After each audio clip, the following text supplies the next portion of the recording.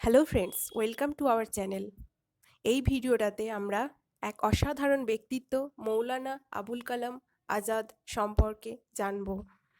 আজকের ভিডিওর বিষয়বস্তু হচ্ছে মৌলানা আবুল কালাম আজাদের বায়োগ্রাফি দেখব এবং ওনার ফিলসফিক্যাল ভিউ পয়েন্ট দেখব এবং ওনার এডুকেশন, শিক্ষা, সংস্কৃতির বিভিন্ন ক্ষেত্রে ওনার অবদান কেমন ইত্যাদি সমস্ত বিষয়গুলি নিয়ে আলোচনা করব। ওনার পুরো নাম হচ্ছে মৌলানা সৈয়দ আবুল কালাম গুলাম মহিউদ্দিন আহমেদ বিন খৈরুদ্দিন আল হুসেন আজাদ, সংক্ষেপে বলতে পারি মৌলানা আজাদ। ওনার জন্ম 11th নভেম্বর 1888 সৌদি আরবের মক্কা শহরে, যা ছিল তৎকালীন Ottoman empire. He was an Indian scholar, Islamic theologian, independence activist, and a senior leader of the Indian National Congress during the Indian independence movement. His father, Maulana Sayyid Muhammad Khairuddin bin Ahmed Al Hussein, wrote 12 books, and his mother was Sheikh Alia bint Muhammad. ওনার বাবা এবং মা উভয়েই খুব শিক্ষিত ছিলেন এবং উভয়ই scholar ছিলেন। তো সেই থ্রুতেই মৌলানা আজাদও একজন স্কলার ছিলেন এবং খুবই ব্রিলিয়ান্ট স্টুডেন্ট ছিলেন। 12 বছর বয়স থেকে উনি লেখালেখি শুরু করে দেন এবং বিভিন্ন জার্নালে তিনি আর্টিকেল লিখতে শুরু করে দেন। উনি নিজস্ব ম্যাগাজিন লিখতেন এবং বিভিন্ন ডিবেটে অংশগ্রহণ করতেন। শুধু তাই নয়, ওনার থেকে বেশি এজের স্টুডেন্টদেরও উনি পড়াতেন, এতটাই উনি ব্রিলিয়ান্ট ছিলেন। অহিংসা বা নন ভায়োলেন্সকে প্রমোট করতেন, তার সাথে সাথে রেভলিউশনারিও ছিলেন। পরবর্তীকালে মৌলানা আজাদ এবং তার ফ্যামিলি 1890 সালে মক্কা থেকে কলকাতাতে ফিরে আসেন। তারপর উনি ছোট থেকে বাড়িতে থেকে প্রথমে বাবার সহায়তায় এবং পরবর্তীকালে প্রাইভেট টিউটরের সাহায্যে উনি পড়াশুনো চালিয়ে যান। ধীরে ধীরে উনি বিভিন্ন ভাষায় দক্ষ হয়ে ওঠেন, যেমন Urdu, Hindi, Persian, Bengali, Arabic, English প্রভৃতি বিভিন্ন ভাষায় উনি দক্ষতা অর্জন করেন।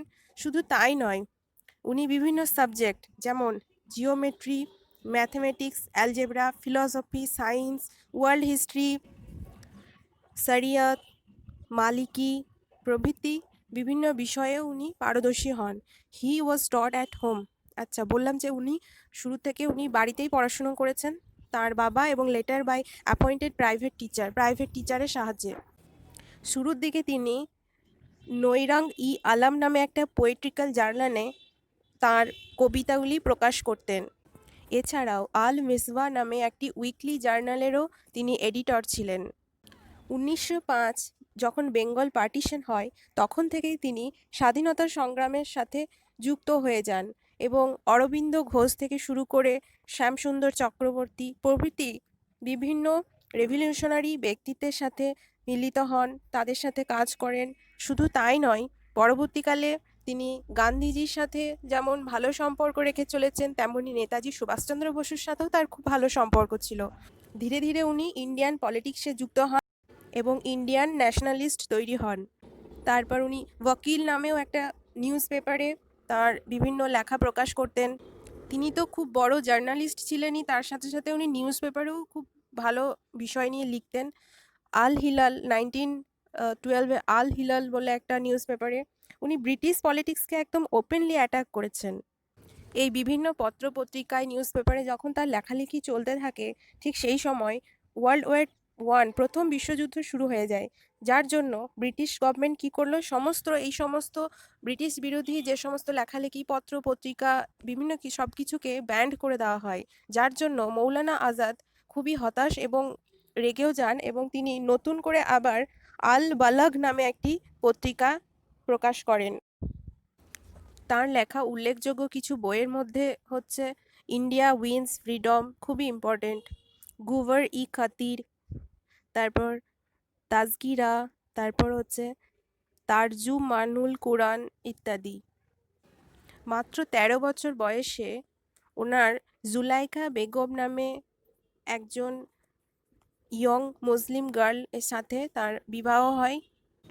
His achievement: he is influential writer, poet, journalist, prominent political leader of the Indian National Congress, the first education minister of independent India, awarded the highest civilian honor, the Bharat Ratna. উনি সর্বধর্ম সমন্বয় সাধনের কথা বলেছেন। সর্বধর্মের সমন্বয় ঘটিয়ে ভারতের শিক্ষানীতিকে নতুন রূপদান করেন। যেহেতু ভারতের প্রথম শিক্ষামন্ত্রী ছিলেন, সেই হিসাবে তিনি শিক্ষার দিক দিয়ে তিনি অনেক অবদান রেখে গেছেন। ভারতের শিক্ষা সংস্কৃতিকে বিকশিত করার জন্য তিনি কিছু সংস্থাও স্থাপন করেছেন, যেমন সঙ্গীত নাটক একাডেমি 1953 খ্রিস্টাব্দে, সাহিত্য একাডেমি 1954-তে, ললিত কলা একাডেমি প্রতিষ্ঠা করেছিলেন 1954 খ্রিস্টাব্দে, এবং আরও কিছু কাজ করে গেছেন যেগুলো আমরা পরে দেখব। উনি কৃষি এবং ব্যবসায়িক প্রক্রিয়ার উন্নতি সাধনেও অবদান রেখে গেছেন। 14 বছর বয়সের কম বয়সী বাচ্চাদের বিনা খরচে শিক্ষা দেওয়ার কথাও বলেছেন, এবং স্বাধীনতা সংগ্রামেও তার অবদান উল্লেখযোগ্য। তিনি 32তম মুসলিম লীগ কংগ্রেসের অধিবেশন হয় 1916 খ্রিস্টাব্দে। এই যে অধিবেশনের বোঝাপড়াকে উনি সফল করেছিলেন। উনি মনে করতেন যে হিন্দু মুসলিম যতদিন না এক করা যাবে হিন্দু মুসলিমকে, তার আগে ভারতকে স্বাধীন করা কঠিন হবে। 1923 খ্রিস্টাব্দের দিল্লি অধিবেশনে তাকে কংগ্রেসের অধ্যক্ষ বানানো হয়, অর্থাৎ প্রেসিডেন্ট বানানো হয়। তিনি কংগ্রেসের প্রেসিডেন্ট হবার পর থেকে ভারতীয় রাষ্ট্রীয় কংগ্রেসকে নতুন দিশা দেখান। ভারতের বর্তমান শিক্ষা ব্যবস্থার যে পরিস্থিতি, সেখানে ওনার অনেক বড় যোগদান আছে। ওনাকে সম্মানিত করে তাঁর জন্মদিনে ন্যাশনাল এডুকেশন ডে হিসাবে পালন করা হয়, অর্থাৎ 11th নভেম্বর এই দিনটাকে 2008 সাল থেকে ন্যাশনাল এডুকেশন ডে বা জাতীয় শিক্ষা দিবস হিসাবে পালন করা হয়। And also, he was one of the main organizer of the Darshan Satyagraha. দর্শন সত্যাগ্রহেরও উনি প্রধান অর্গানাইজার ছিলেন। He make contribution to Indian nationalism and Hindu Muslim unity in India. His idea of universal humanism is tremendous. Maulana Abul Kalam Azad Hindu Muslim ইউনিটির উপর সবসময়ই বেশি জোর দিতেন, এবং এর জন্যই উনি আল হিলাল পত্রিকাতেও বিশেষভাবে কাজ করেছেন। উনি সবসময় ইউনিভার্সাল হিউম্যানিজমকেই প্রমোট করে গেছেন। Contribution to education.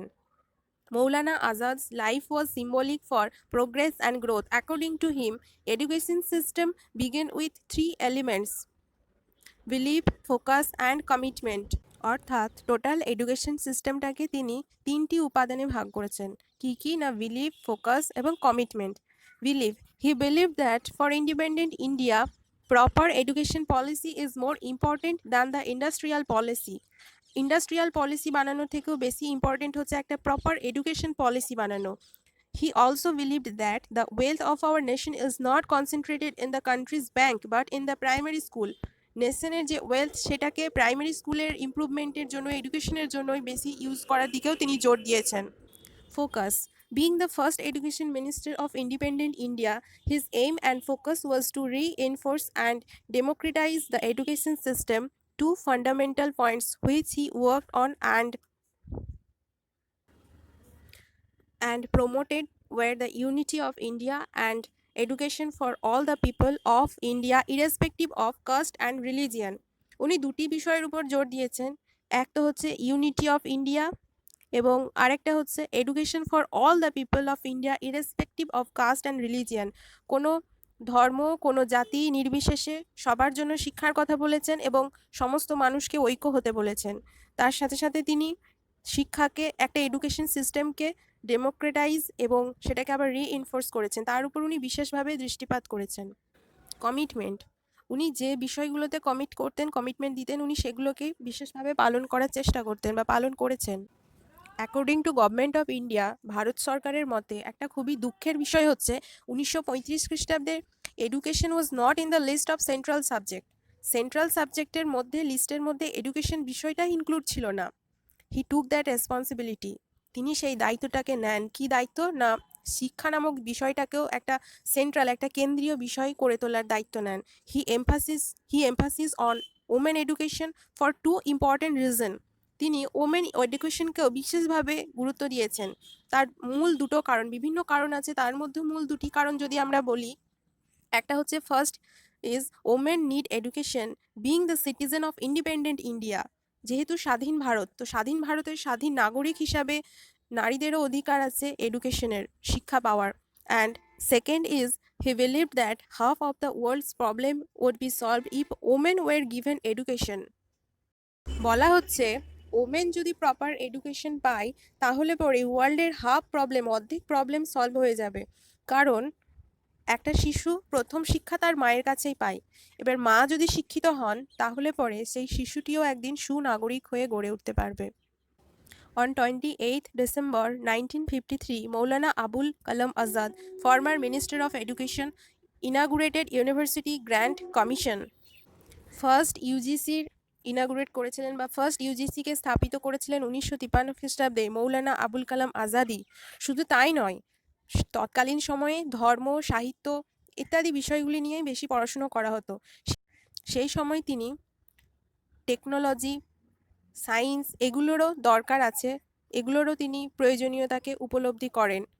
তার জন্যই সায়েন্স, বিজ্ঞান চর্চা, প্রযুক্তি চর্চা ইত্যাদির জন্য তিনি IIT, Indian institute of technology, Indian institute of management, ITI প্রভৃতি সংস্থাও স্থাপন করতে থাকেন।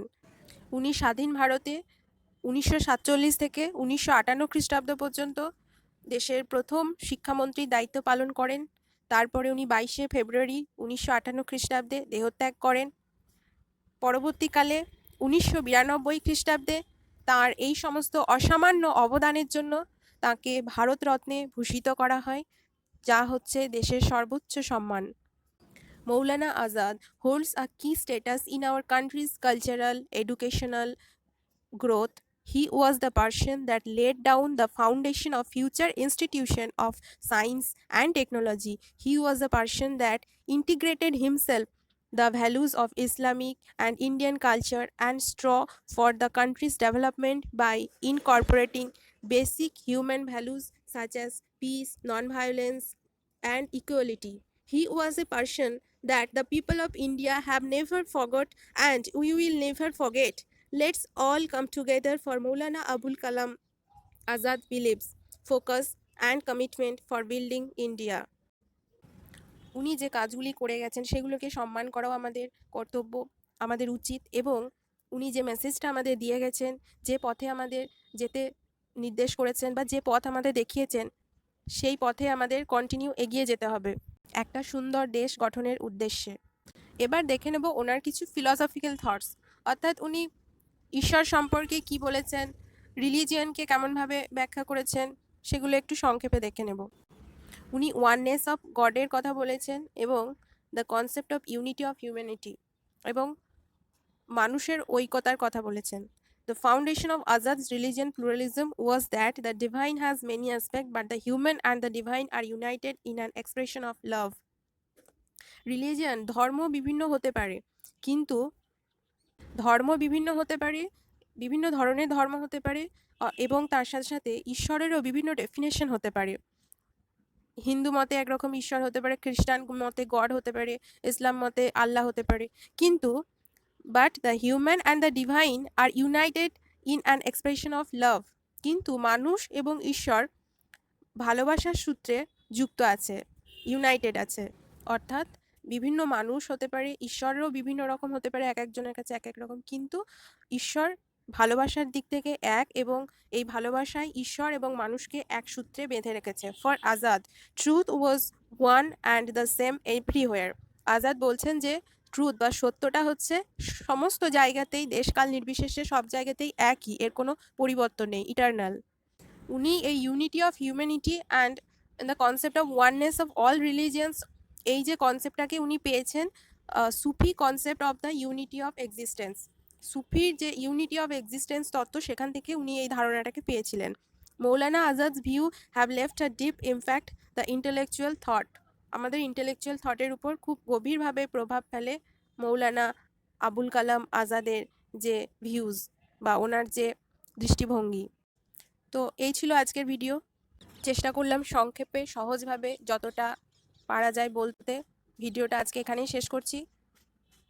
কোনো এনকোয়ারি থাকলে, কিছু বলার থাকলে কমেন্টে কমেন্ট করবেন, এবং ভিডিওটি ভালো লাগলে লাইক, শেয়ার এবং সাবস্ক্রাইব করবেন। ফিরে আসছি পরের ভিডিওটাতে। ভালো থাকবেন। Thank you.